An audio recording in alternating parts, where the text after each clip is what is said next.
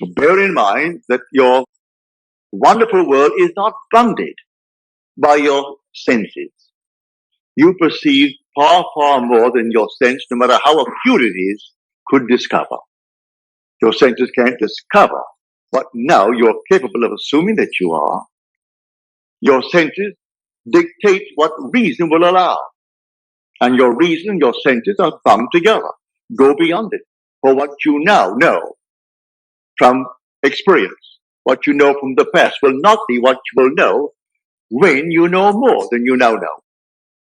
But having done it and proven it, I know more than I did when I was bounded by my senses. When I couldn't get out of a certain island on time to meet a commitment in Milwaukee, I knew what I did in the Army. I simply applied the identical thing, and I got out.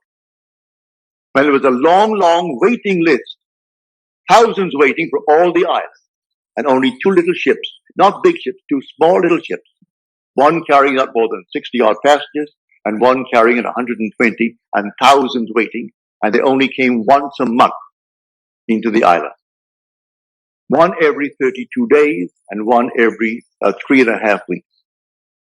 How long would it take to get them all out?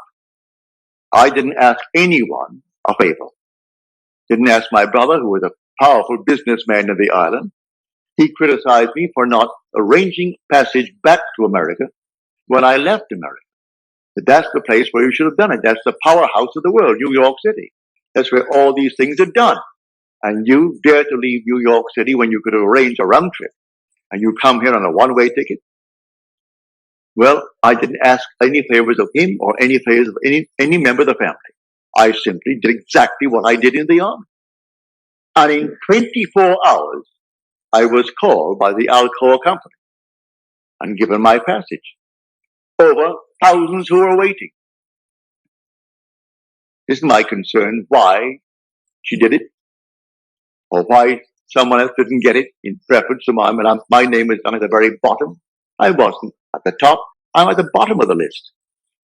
It isn't my concern. I looked into the perfect law, the law of liberty, and I persevered. I sat in a chair in my hotel room, and there I sat in the chair, and as soon I am next to the boat, I'm climbing up the gangplank.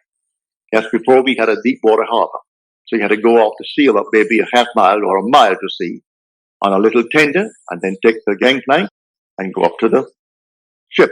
So I felt myself bobbing as you would on the ocean, and then moving up the gangplank. I could smell the rawness of the sea. Got up to the top. My mind wandered. I brought it back down again and did it all over again. It wandered, brought it back down again, kept on doing it over and over until finally I did it. I fell sound asleep sitting in the chair in the act of doing. Next day, Alcoa calls me and gives me my passage for my wife and my little girl. So I'm telling you from experience, it doesn't fail, but we must not simply be hearers of the word. We must be doers of the word. For if you are a hearer and not a doer, you deceive yourself, he tells you. For we are the operant power. This law doesn't operate itself.